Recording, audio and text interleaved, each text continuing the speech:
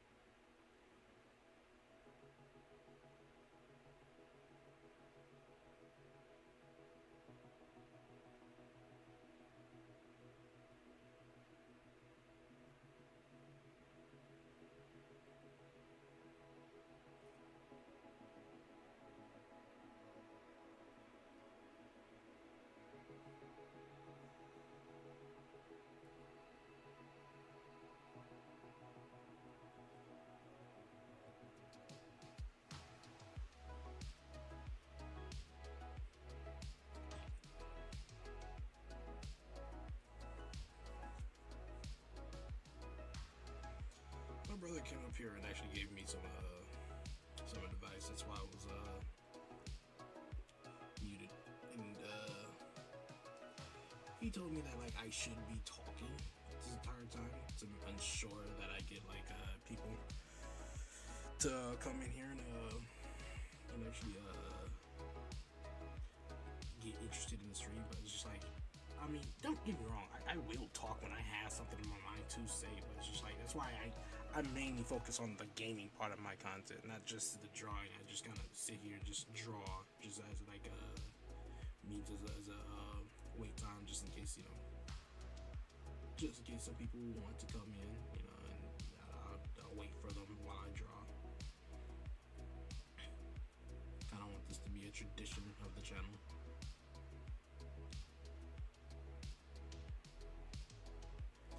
But also at the same time, it's just like I don't want to like say bullshit because it's just not me. You know, I don't want to be fake.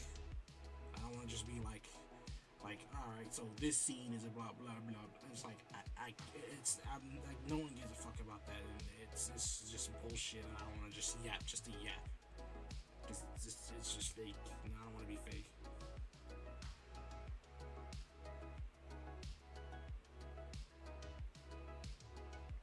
I get it though. I get it.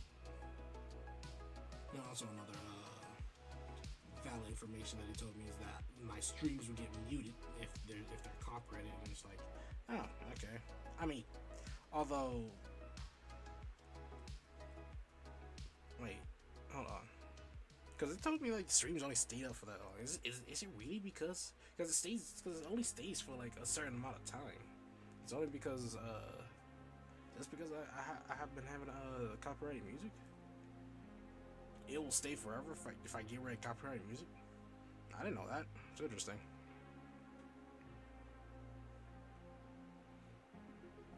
I don't think about that. I guess I'll look up some copyright free lo-fi, I guess.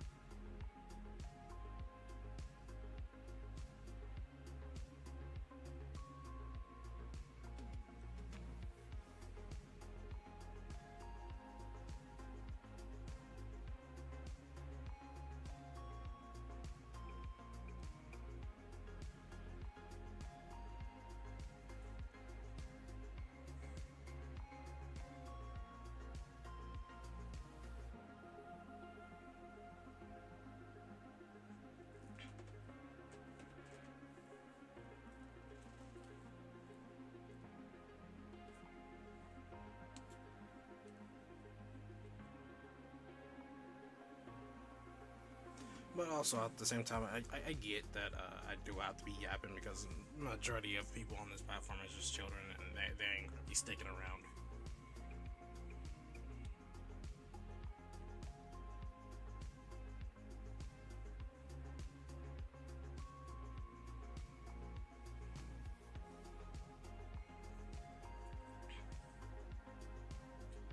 And plus, he also told me to watch live streams, and it's just like, what grown ass man is watching live streams, bro?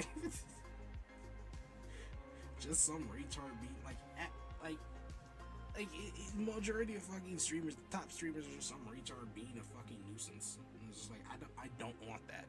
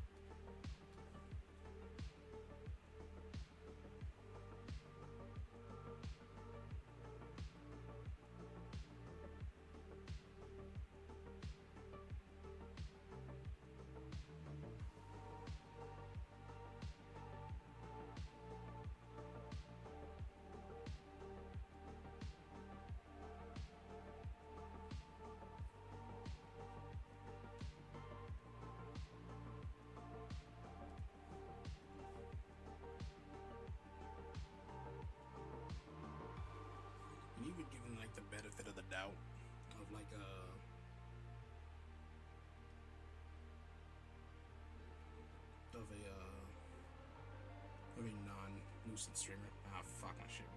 I don't know why the fuck that keeps happening. Like, shit. I guess it doesn't happen for like you guys, but my shit just keeps on going on and off. I don't know why that keeps happening from my perspective, but yeah, that's not happening for you.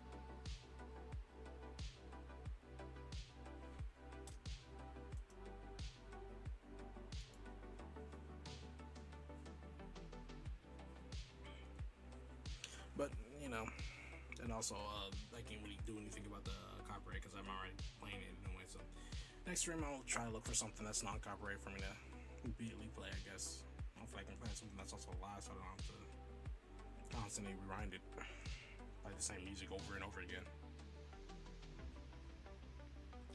because that would be annoying.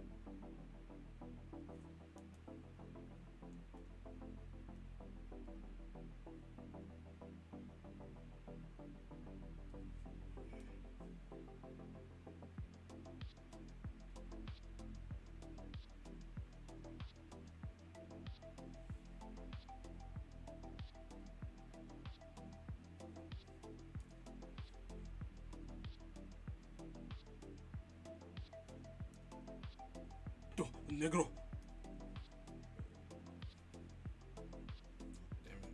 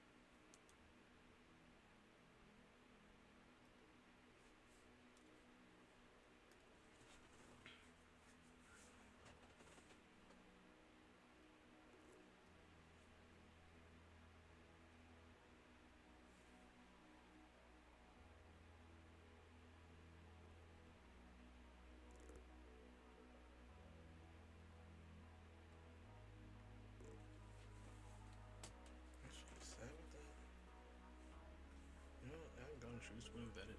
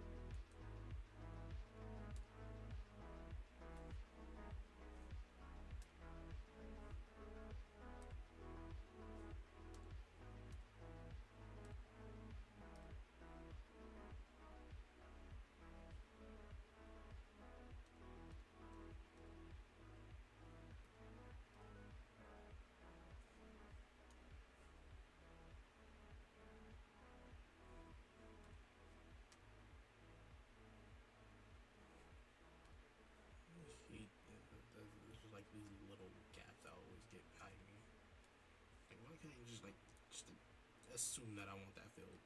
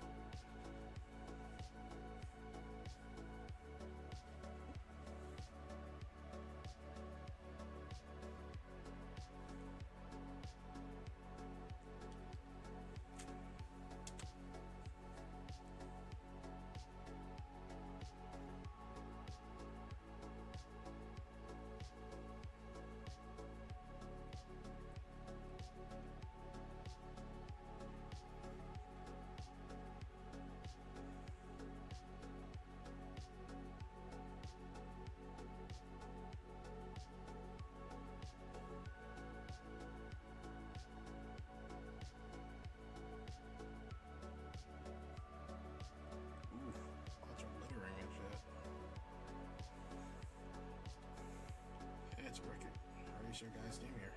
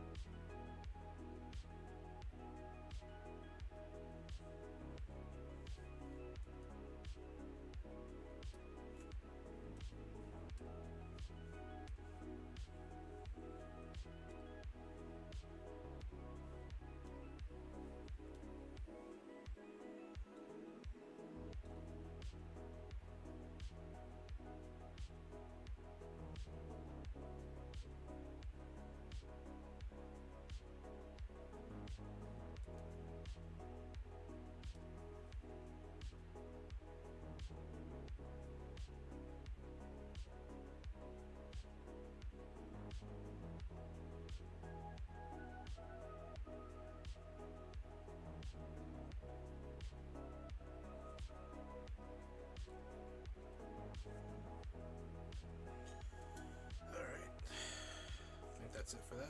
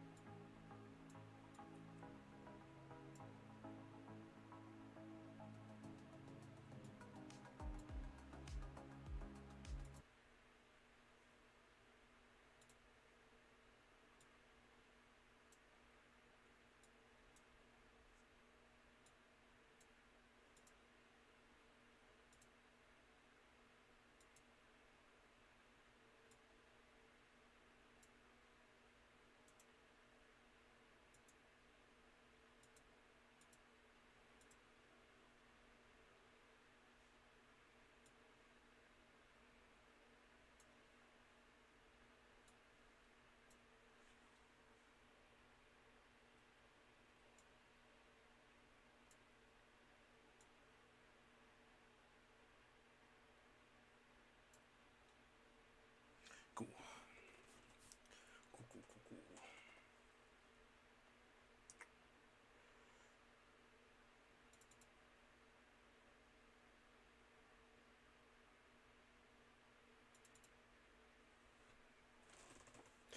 Alright. Let me go get my remote.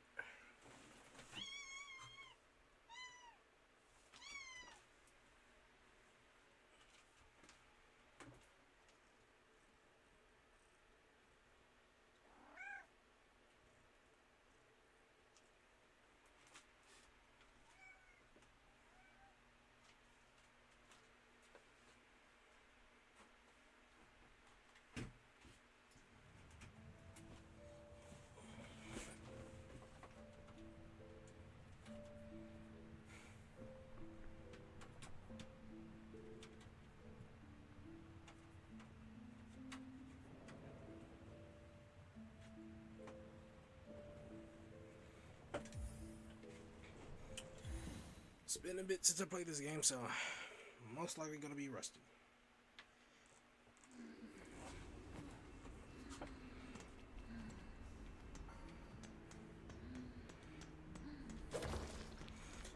Literally the last time I was playing this, I remember fighting a boss, so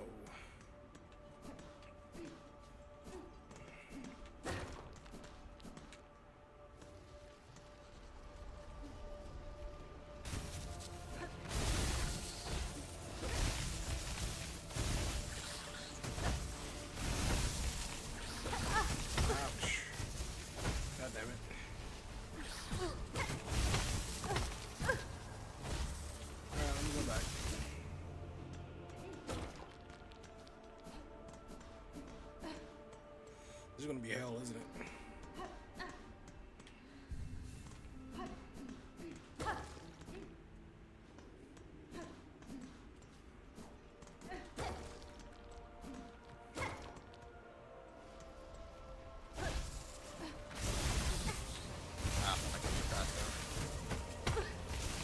That's annoying.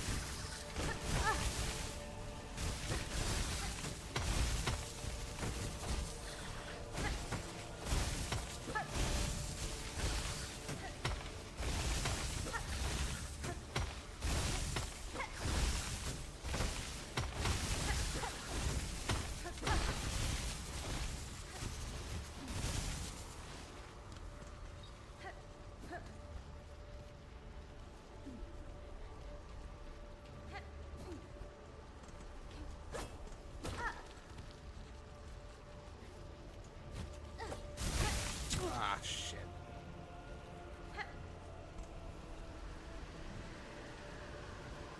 Oh, yeah, I forgot about that. I'm gonna die a few times even going here. This is a bad idea, fucking leaving this game here. I forgot how fucking horrible this area was. Jesus. No, that's just death. Oh well. GG's on that. Yeah. Should have just forgotten about getting back that silk. Or whatever the fuck I had. I don't even think I really even had much anyways.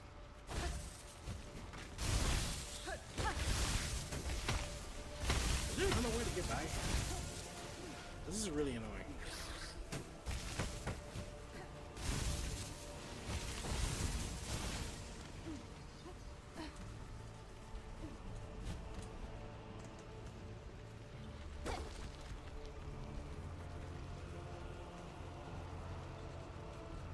Trying to see how long will it take for the moon to move.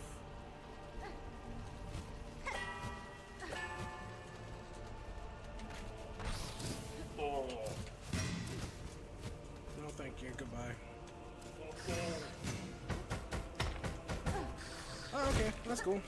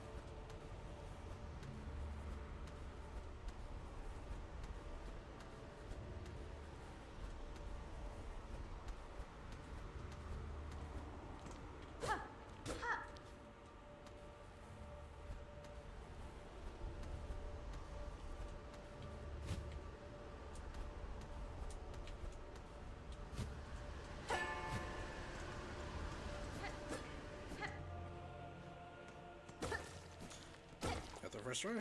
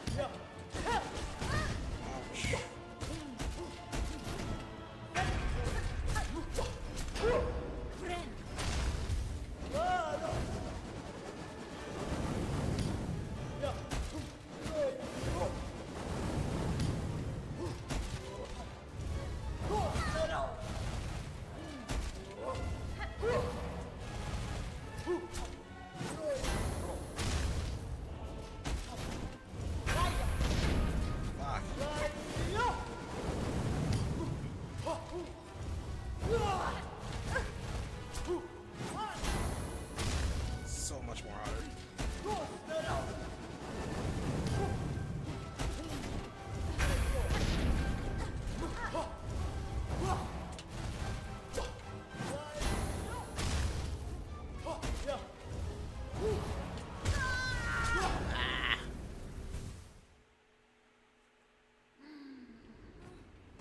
Just wish the fucking fight to it wasn't so fucking far. It's annoying that it's I have to go through all this bullshit just to get there.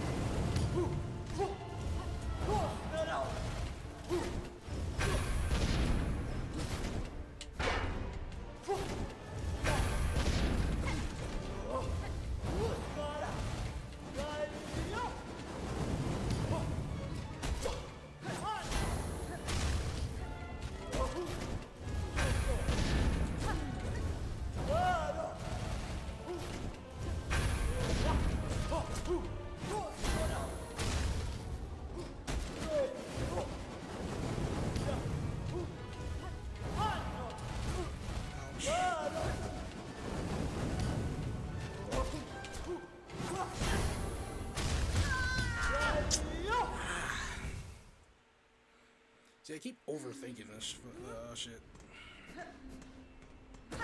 Or underthinking it. I don't want to make. I'm trying my best not to make a move that'll get me hurt more. So I'm just like trying to do the path of least resistance.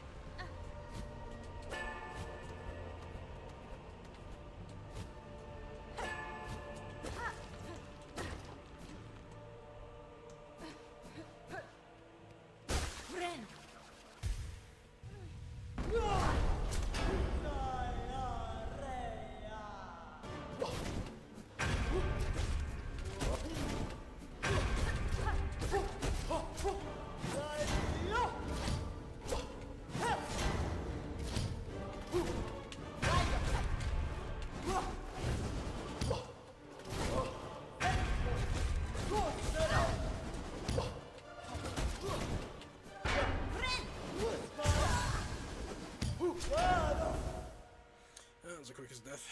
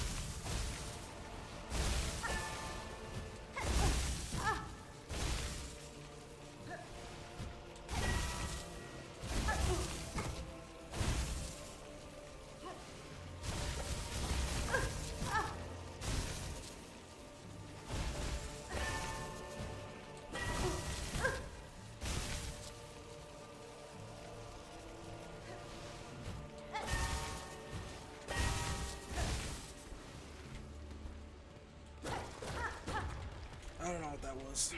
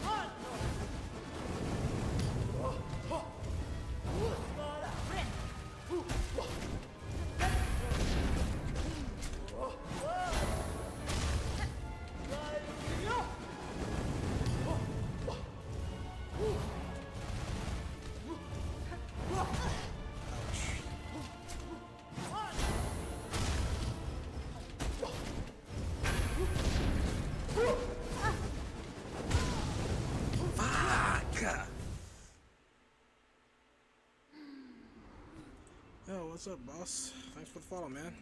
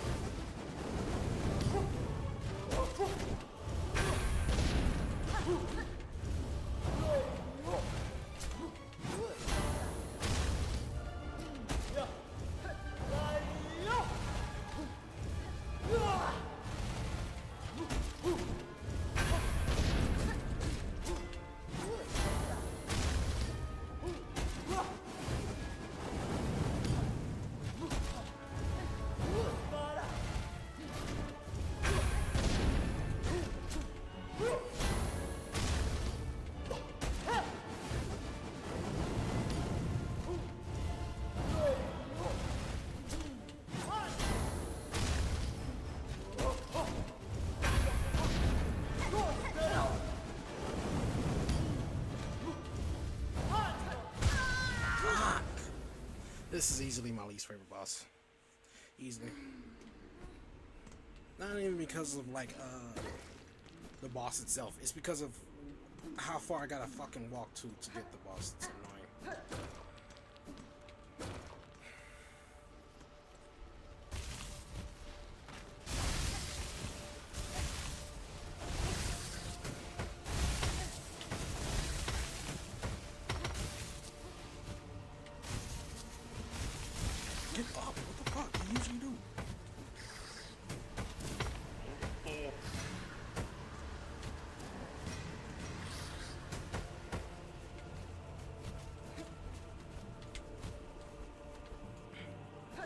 course I have to juke that thing.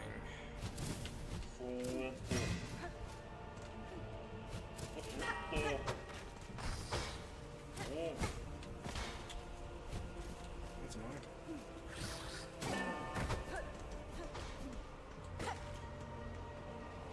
Then I have to not fall here.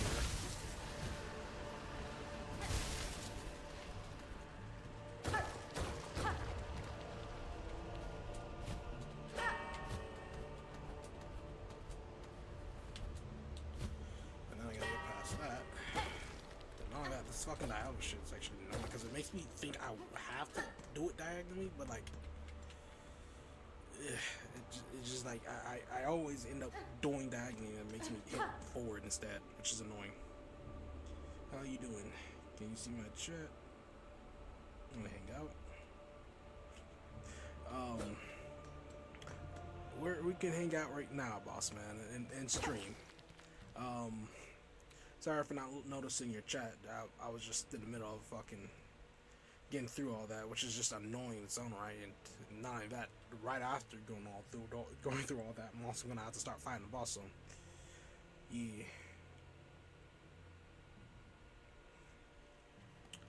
Yeah, alright. Maybe after stream.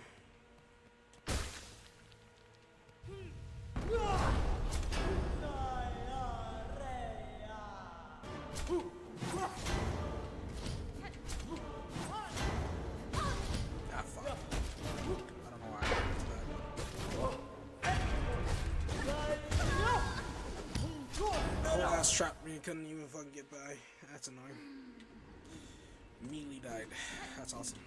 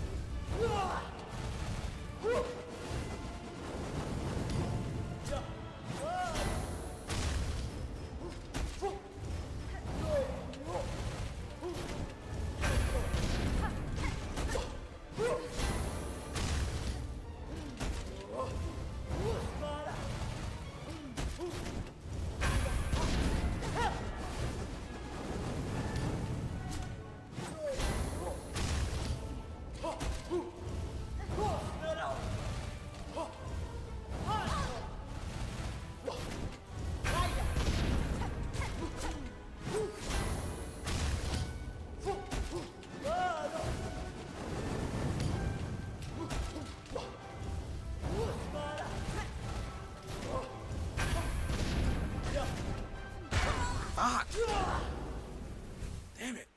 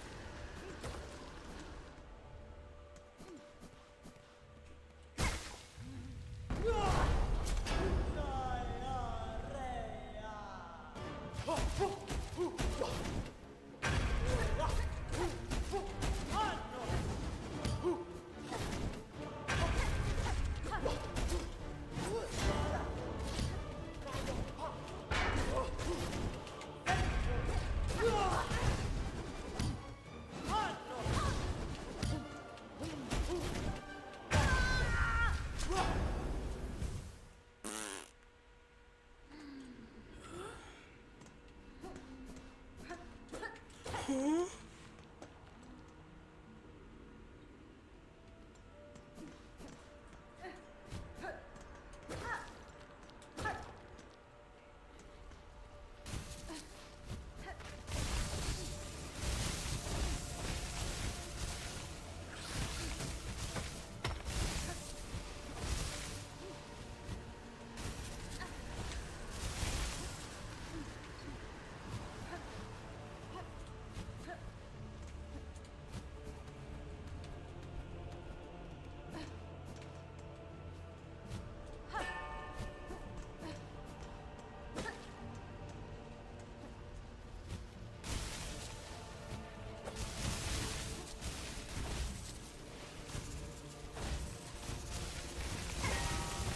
Computer does not like this area.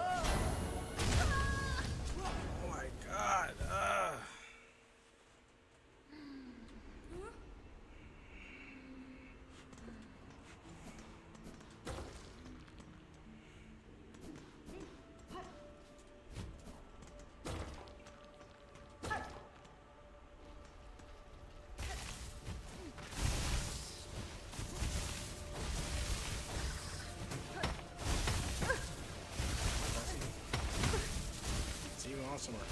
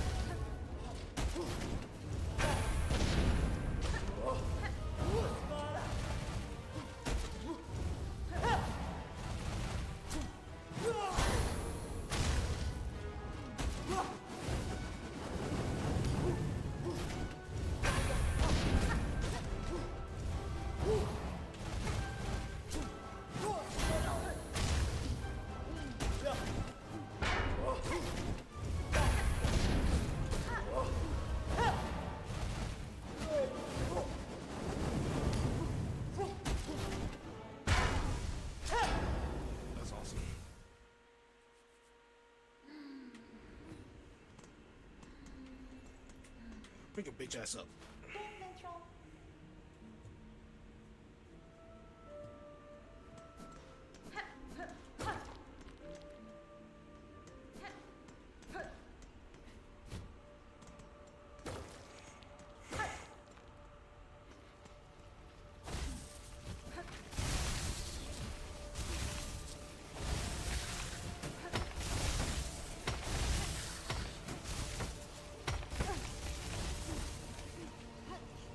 See what I can hit trick shot from all the way over there, but okay.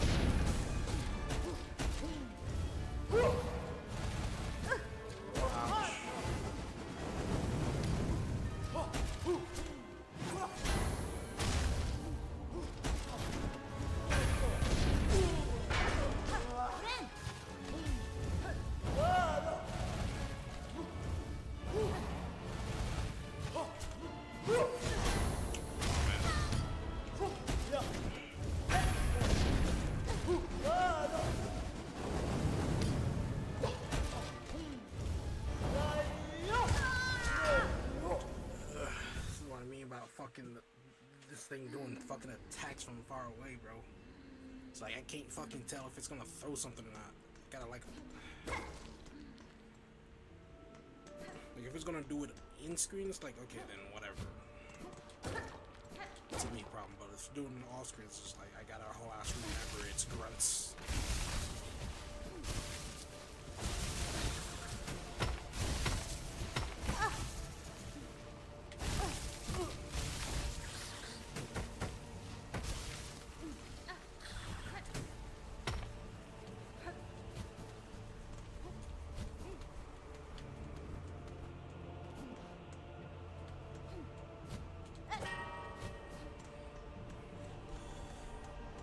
I'm gonna have to fucking I'm gonna only do this a few more times because like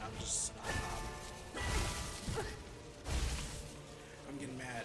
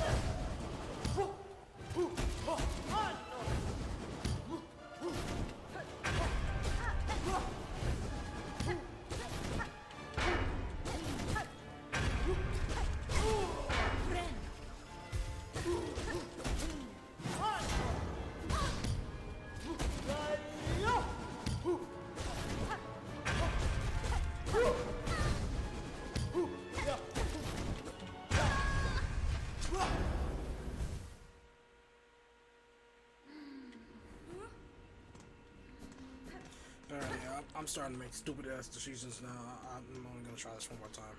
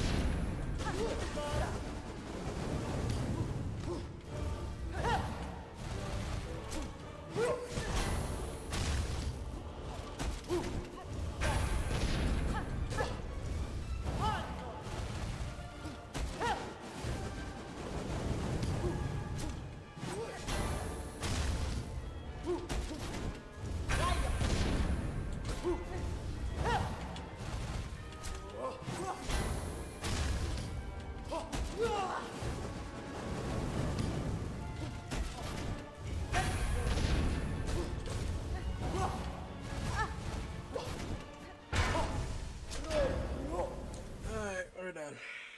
We're done.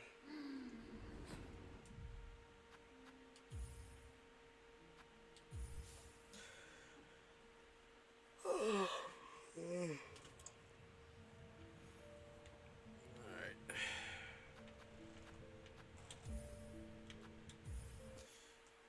I know this kind of makes this a short stream, but just like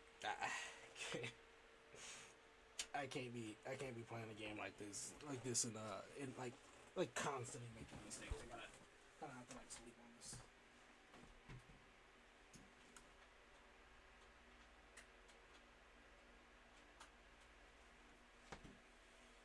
Don't worry though.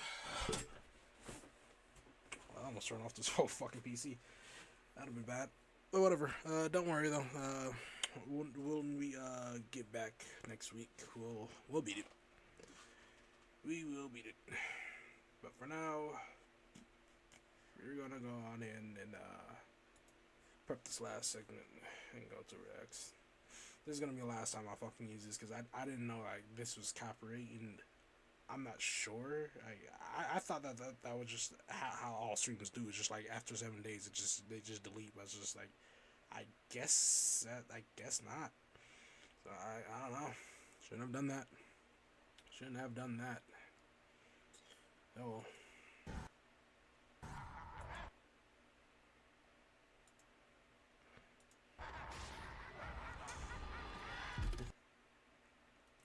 What happens when the villain wins? By Scrawls. Let's go ahead and give it a watch. Full screen this. That's supposed to happen? Worlds where villains win are more common than you think. In everything from cartoons to literature, sometimes even heroes are destined to fall. And when they do, villains rise to shape realms into landscapes of their hate. When I was a kid, the first time I saw a villain win was when I was watching Cyber Chase, and the big bad of the series, Hacker, had taken over the kids' headquarters and erased their mentor motherboard, casting all of cyberspace into darkness. Even though this was just a kids' show, I was absolutely terrified. When villains win, they are free to destroy all life, bend civilization to their will, or even save the world. It's complicated. Why do we sometimes root for evil to triumph over good? What happens when all is lost and the villain manages to take over the world? What happens That was when cringe, the but villain alright. wins? Spoilers ahead for these pieces of media. The first This was possible outcome months ago. when a villain wins is desolation. Somewhere in the vast cosmos is a universe that has grown quiet. Once a land of colorful princesses, endless parties, and adventure has now become a place of no songs, no sounds. Have y'all seen this, by the way? The first season was pretty good, but second season was mid. It wasn't bad, but it could have been better, I guess. Just a wasteland of sand where all life has been eradicated. In this world, the Lich won. In Adventure Time, the Lich is one of the primary villains that Finn and Jake face. The Lich has one goal: destroy all life. Time and time again, he's worked to bring ruin upon the world of Ooh through a variety of ways. Thankfully, however, he never succeeds in wiping life out, except in this timeline. In the spin-off series Fiona and Cake, we explore this world where every organic life form is dead. The only denizens of this empty world are robots like Bimo. When villains win, the world itself is transformed by their malice. The Lich wanted nothing more but to exterminate life, so the world we see is devoid of life, color, movement. But in the accomplishment of this grand goal, we find something strange about this version of the Lich. At the end of everything, the Lich made the world empty, and it has made him empty in return. Without any more foes to vanquish, the Lich sits on a throne of skulls. Later, when the heroes of this world meet the Lich for the first time and expect to be killed, he cackles, shares a flare of his usual menace, but returns to his quietness. Simon Petrikov even remarks that the Lich must be depressed. A villain's goal is integral to their every meaning, but once that goal of destroying everyone is accomplished, what is there left to hold the Lich together? Later, when the heroes and the Lich enter another realm to face the Chaos God Golb, Lich is finally face to face with his master. The Lich, known as the last scholar of Golb, suddenly begins to beg, plead, and pray. The Lich says he has found no satisfaction at the end of his goal. He begs for reasons, goals, some sort of meaning to his world, but Golb does not respond. Foolishly, the Lich never realized that destroying all life was in direct opposition to the will of Golb, a Chaos God. The Lich enforced a silent order of death, destroying any chance for life's entropy to please Golb. So Golb decides to simply turn the Lich into a strange piece, floating in the abyss for eternity. There's a somewhat similar fate that awaits one version of the Mad Titan Thanos. If you followed the MCU in its glory days, you know that in Avengers Infinity War, Thanos actually won. The heroes of that universe failed to stop him from using the Infinity Gauntlet's cosmic power to get rid of half of all life.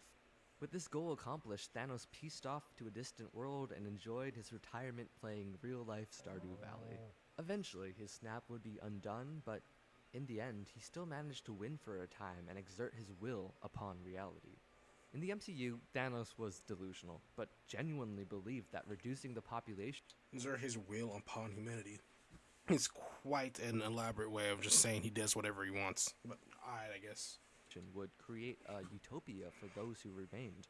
In the comics, Thanos is a bit different. His core reason for trying to exterminate Oh yeah, yeah. He is crazy different. He is like unapologetically evil in the fucking comics. He his whole fucking reason of trying to even like of wipe out half of like. Let me see how he says it. all life, it's just to please his love. He is to get fucked. He's trying to get his raisins sucked. That's what's happening. That's what he's trying to get fucked by death itself. Death, a woman who is the personified embodiment of death in the Marvel Universe. In the comic miniseries Thanos Wins, we see him almost completely achieve that goal. In this universe, King Thanos is able to kill not only the Avengers, but all life forms and even the Celestials. He grows immortal, reigning over a desolate husk of the universe as all life fades away. He has essentially won, with no one to stop him, and spends millions of years reigning over nothing. Yet, death never really comes to hold him or share her love with him. He grows old and weary, and after all that he has sacrificed to achieve this goal, he is still nothing but lonely and empty. Finally, he figures out that he must die in order to join his lover Death. Thus, he uses time travel to bring back his past younger self to come and kill him. After an intense battle between the two, Death appears. But the young Thanos eventually sees that his future version has become weak and pleading due to his success. Young Thanos leaves, promising to never become the old man that future Thanos is. Because of this, reality shifts and the timeline begins to be erased from existence. After everything King Thanos did, all his victorious annihilation, Death still refused him. He would be erased, never to truly die and feel her embrace. He really fumbled a goth baddie. In both the Lich and King Thanos' stories, these villains achieve their goals but find that it leads to nothing but hollowness. Even a villain's destruction of all life means nothing in the face of an unpredictable universe. It especially means nothing in the face of uncaring gods. But perhaps this quiet desolation is better than one of the alternatives. Is it better to be killed by a villain and rest peacefully, or to live in a world where the villain's will infects all that there is, corrupting society? Depending on who the villain is. Dystopias are some of fiction's most cruel. Like, Doomsday's canonically not a bad leader, isn't he? I mean, yeah, he's a dick, but canonically, he would be a good leader to let you rule over him. Stories of villainous victory, and they're quite common. From literary classics like 1984 to futuristic settings like Night City from Cyberpunk, every dystopian world reflects a reality where some kind of villainous force or institution managed to win. The second outcome when a villain wins is control. In 1984, a totalitarian government twists history and controls every aspect of its citizens' lives, all under the gaze of the cult of personality, Big Brother. Even in a cartoon like Phineas and Ferb, there are a couple realities where Dr. Heinz Doofenshmirtz manages to defeat Perry the Platypus and take over the tri-state area. And it gets surprisingly dark. There are dozens of dystopias throughout fiction, but one that I feel really displays the generational horror of the genre is from Avatar. No, not that one. And definitely not that one. There is no movie in Ba Sing Se. Speaking of, there is no war in Ba Sing Se. Ba Sing Se, the capital of the Earth Kingdom, is a massive city walled off from the rest of the world. While at first it appears like a powerful yet peaceful hub, its king is nothing but a puppet, controlled by the Dai Li, a villainous secret police. In The Last Airbender, Aang found himself at odds with the Dai Li as he found out about their lies, brainwashing, and ruthless military dictatorship. Eventually, the main leader of the Dai Li was defeated, so Aang carried on throughout the rest of the series to face the Fire Lord and save the world. Yet, a lifetime later, in The Legend of Korra, the Dai Li was still an active force, serving a corrupt queen with her own cult of personality. Even the Avatar could not easily stop this corruption. Class warfare had only grown. The wealthy lived in luxury while the poor lived in fear. When the walls of Ba Sing Se came crashing down and the queen was assassinated, the city was cast into looting and violence. It would take a long period of reconstruction to shape the ruins of this dictatorship into something new. Where did this evil even come from, though? Well, reincarnations before Korra and Aang, it was in fact Avatar Kyoshi who created the Dai Li. They would be silent, precise, and feared by all. After riots that had happened, Kyoshi intended to create a force to preserve Ba Sing Se's culture. But she had no idea the corruption that would spread when such an elite political force was molded. Why do we include such terrible worlds in even the cartoons we watch? Well, psychology tells us that dystopic tales have a purpose. Visualizing worst-case scenarios is called defensive pessimism, a tactic that traces its roots in stoicism, used to alleviate anxiety and put real life in perspective. Thus, the grimness of Ba Sing Se or 1984 works to make our own real world a little more manageable, pushing us to not let fictional histories repeat. Meanwhile, Cyberpunk's Night City portrays a different kind of villainous domination, one where corporations rule over a capitalist, cybernetic hellscape. In Cyberpunk Edgerunners, we watch a kid named David try to get by in a megacity in a ruined future of America. At every turn, Night City tries to chew him up. Gang wars flood the streets. The populace turns to drugs to drown out pain and invasive cybernetics to warp their bodies. Meanwhile, transnational corporations like Arasaka and Militech fight their greedy wars, exploiting citizens, not caring who dies in the crossfire. When David loses his only family, he decides to become an edge runner, a black market mercenary fighting gangs, corps, and just trying to survive. He gains control of Sandevistan, which is essentially badass bullet time super speed. He gets along with a crew of other mercenaries, and he dates a girl named Lucy and dreams of going to the moon with her. Sounds great, right? If only it ended there. Despite everything he works towards, in the end, David is doomed. One by one, his gang is picked off in battles or by an affliction called cyberpsychosis. When David relies on his tech too much, he begins to lash out violently as cyberpsychosis takes over. His squad is backstabbed by one of their own team members, and the series ends with a fight against Atom Smasher, a notorious killing machine who manages to kill David. In the end, David made a lot of cash, and his death saved Lucy, who goes on to visit the moon. But even up there in the beauty, she only has the memory of her lover, and is forever haunted by the countless losses. It's an absolutely devastating ending, as the bloodthirsty Atom Smasher gets away scot-free, and almost all of our favorite characters die tragic deaths. But in the end, Night City itself is the true villain of this show. The city is inherently inhospitable. It's overpopulated and oversaturated with advertisements and hostile architecture. No matter how hard people try to fight the corruption, it ends up corrupting them instead.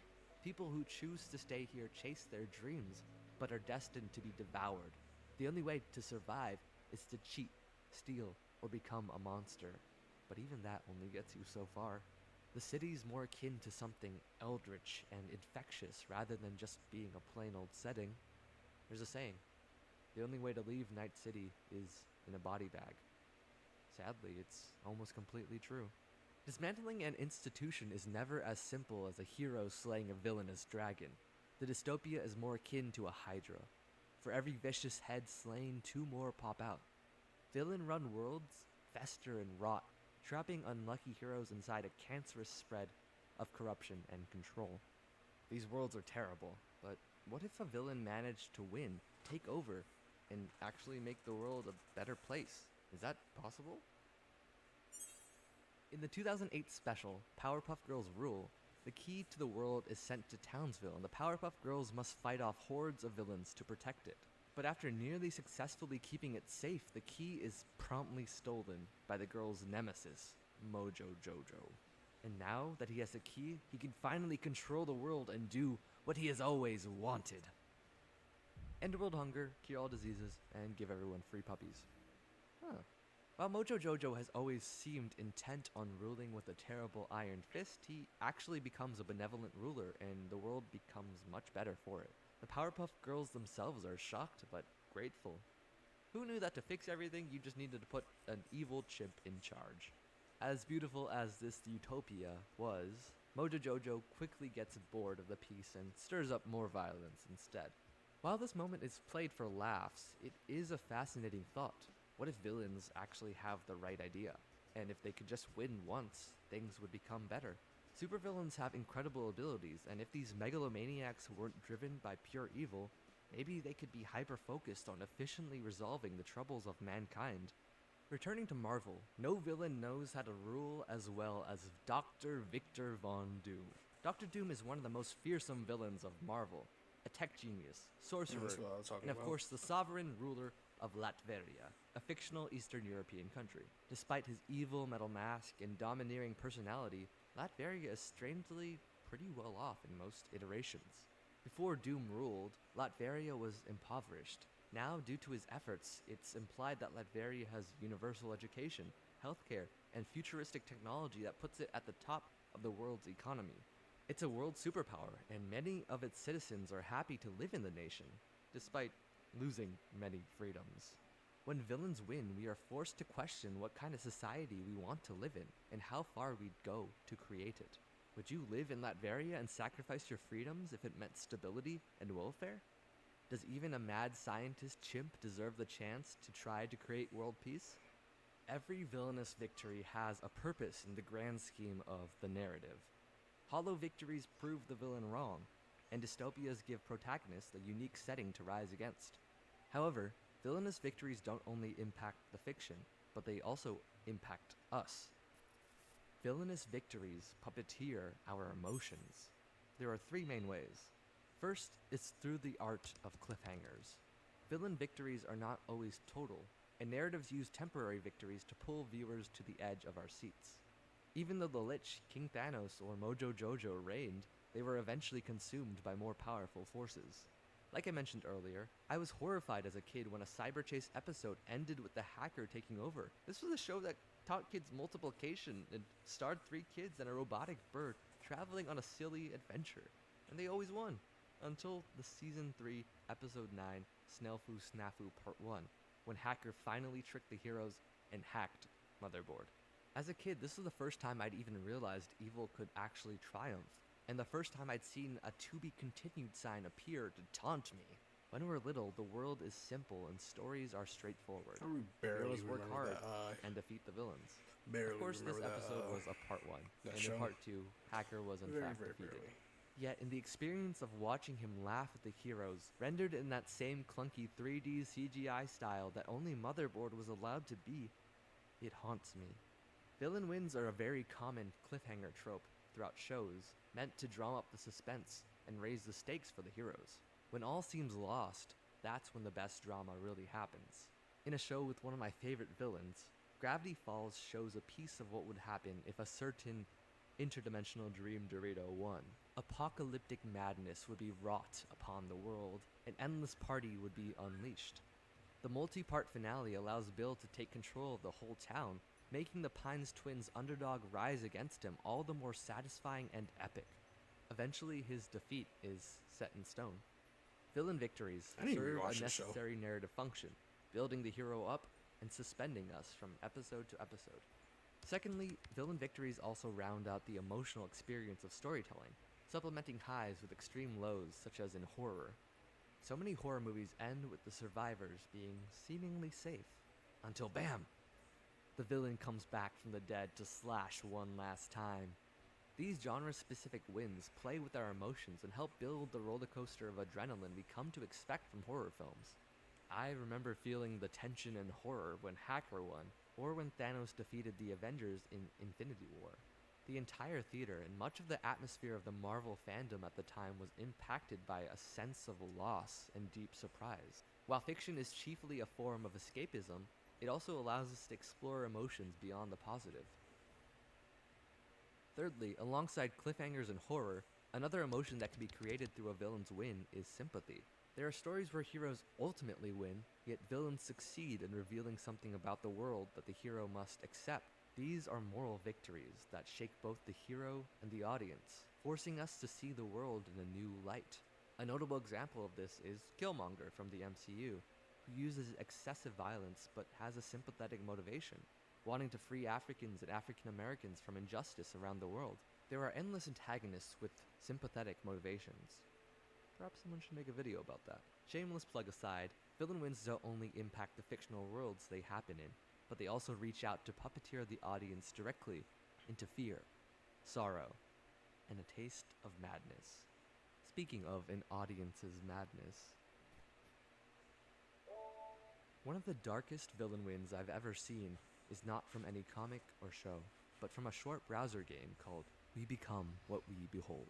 There aren't supervillains or mad gods, but the villainy in this game strikes directly at your core.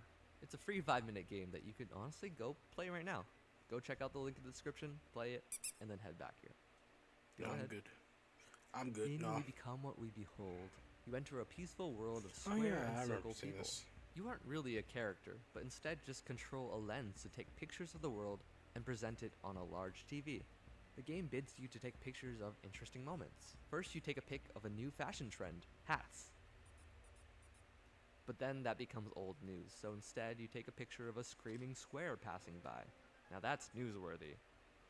But that pic spreads and begins making circles uneasy around squares. Take a picture of that apprehension and soon squares are distrusting circles. You can try to take pictures of the peaceful couple, but the game will refuse to progress if you do. The world wants to watch conflict.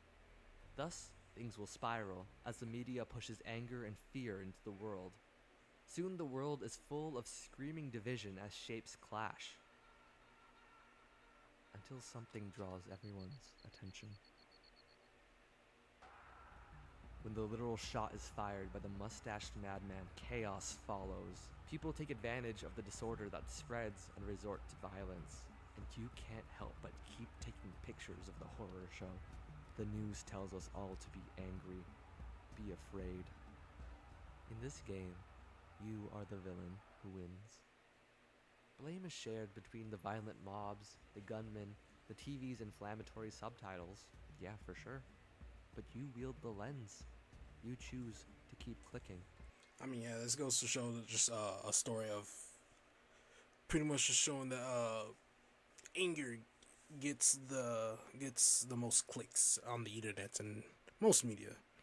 And it's just like there's really nothing you can really do about it, because like, I mean, yeah, you personally can like an occasional cute couple every now and then, or like a videos of puppies. It's just like it doesn't, like, the majority of people only really give a fuck about if something makes them angry, and they will only follow something if it makes them angry. So it's just like, when you find news and whatnot, just know and prepare that it is going to make you angry, because it's the only thing that gets views. The violence that occurs is spawned by you and your media machine of escalating emotions. By wielding the camera, you are complicit in bringing the society to ruin. The audience wanted a show, right? We as an audience are driven to watch conflict. We root for vicious villains and violence in shows. We rubberneck at accidents on highways, give in to panic and hysteria. It is, after all, our minds that construct dystopias, weave these tales of torture. We are the mad gods who think up worlds where villains win. Usually, whatever humanity can think of, they can create. Whether if it's a hell or a heaven. I'm not trying to argue that good should always prevail in fiction and that villain victories are a bad thing. It is important to tell stories of all kinds, of all outcomes, and of all emotions. Fiction should be free to explore outcomes where things go bad, because from those possibilities, we learn to build a better society.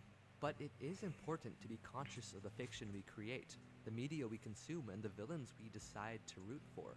Life inspires the art we make, but art can also inspire the ways we live.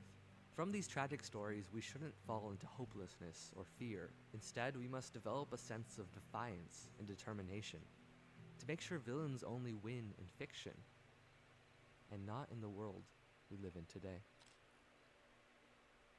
Antagonists and villains are so fascinating, and if you want to hear more about them, watch What Happens When the Villain is Right next. Or if you want to hear more about the Lich's crazy lore, check out this video instead. Yeah, that was interesting. Hello everyone, this is your... Nope.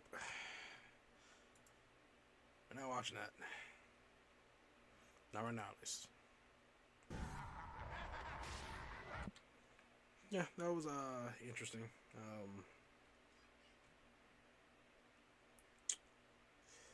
I don't like it, but it didn't really do too much for me. Yeah.